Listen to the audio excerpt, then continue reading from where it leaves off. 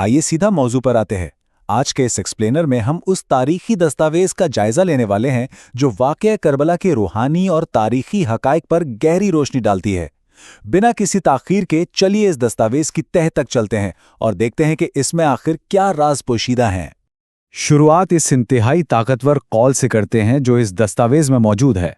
इमाम हुसैन अलैहिस्सलाम फरमाते हैं कि मैं मौत को सादात के सिवा कुछ नहीं समझता और जालिमों के साथ जिंदगी बसर करने को सिवाय दिल तंग होने के कुछ नहीं समझता। जरा गौर कीजिए, यही वो अजीम नजरिया है जो इस पूरी तारीखी जद्दोजहद की बुनियाद बनता है।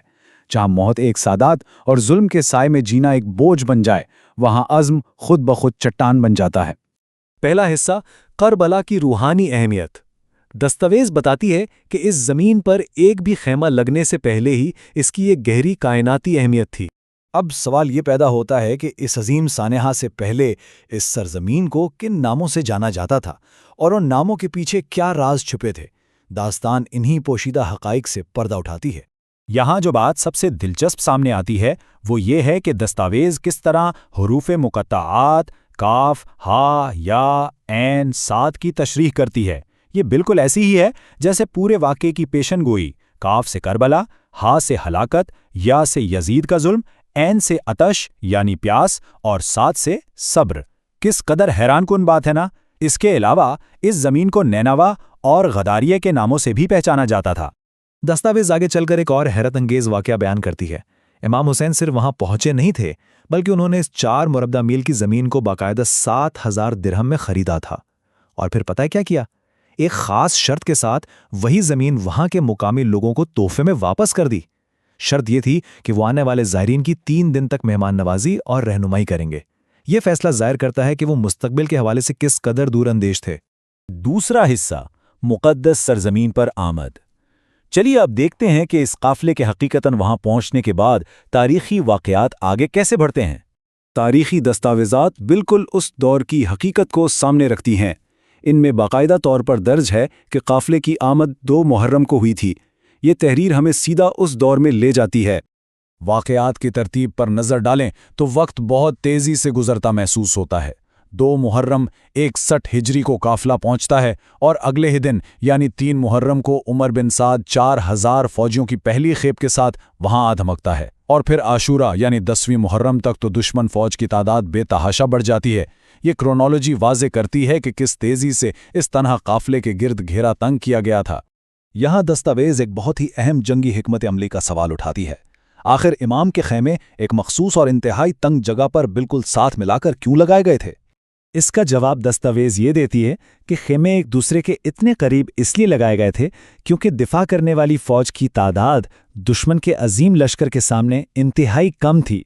ये एक इतनी बड़ी फौज के खिलाफ एक निहायत ज़रूरी और मजबूत दिफाई हिसार था। तीसरा हिस्सा, दुश्मन की जमा होती अफवाज। अब वक्त है इस छोटे से काफ़िले के मुखालिफ जमा होने वाले उस अजीम लश्कर के हजम और उनके मकासद को समझने का। अब ज़रा इस हैरानकुन अददी फ़र्क को देखिए। दस्तावेज़ के मुताबिक दुश्मन की फ़ौज की तादाद 30,000 से 50,000 के दरमियान बताई जाती है और दूसरी तरफ सिर्फ 72 जाननिसार। ये माज़ाराई ताकत के बिल्कुल ही गैर मुतवाज़िन पैमाने पर हो रही थी। मार्कस दोनों खैमों के मकासद का बिल्कुल वाज़े तज़ाद पेश करता है। एक तरफ हक़, इंसाफ और रूहानी फ़र्ज़ के लिए डट जाना है और दूसरी तरफ उमर बिन साद को देखिए जो रेश शहर की हुकूमत हासिल करने के दुनियावी लालच में गिरफ्तार था। ये रूहानियत और दुनियावी हिरास के दरमियान एक तारीखी मुकाबला था जो दस्तावेज़ ने बड़ी वजाहत से बयान किया है। आखिर इतनी बड़ी फ़ौज जमा कैसे हुई?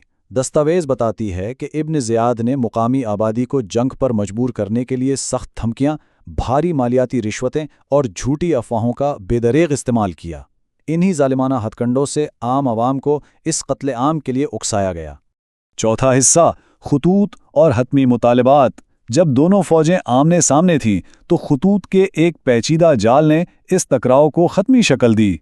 इन तारीखी दस्तावेज़ात का बेलियाक मुआयना करने से हम उन खतूत का सुराग लगा सकते हैं जिन्होंने पुरअमन हल के तमाम रास्ते बंद कर दिए थे। दस्तावेज़ इन कशीदा राब्तों की इंतहाई बारीक बीनी से तफसील पेश करती है। अगर इन अहम खतूत का तज्जिया करें तो 2 मुख्तलिफ पहलू सामने आते हैं। एक तरफ इब्न ज़ियाद का उमर बिन साद पर दबाव है कि जंग शुरू करो या मुकम्मल इताअत तलब करो, और दूसरी तरफ इमाम हुसैन का अपने वफादार साथी हबीब इब्ने मज़ाहिर को हक के दिफा के लिए आने का दावतनामा है। ये फ़र्क दोनों फ़रकैन के इरादों को बिल्कुल शीशे की तरह साफ कर देता है। दस्तावेज़ में अमान नामे को ठुकराने का एक इंतहाई ताकतवर वाक़या मौजूद है। जब शिमर ने अमान की पेशकश की तो हज़रत अब्बास ने उसे ये कहकर रद्द कर दिया कि खुदा तुम पर और तुम्हारी अमान पर लानत करे, हम रसूल के नवासे को हरगिज़ तन्हा नहीं छोड़ेंगे।